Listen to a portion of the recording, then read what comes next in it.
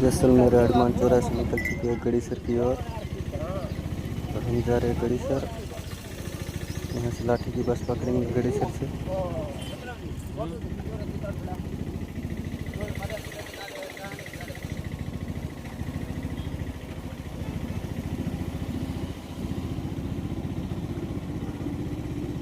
गड़ीसर से हमको लाठी की बस मिल जाएगी नवी। ऐसे हम जा रहे हैं गड़ीसर की तरफ।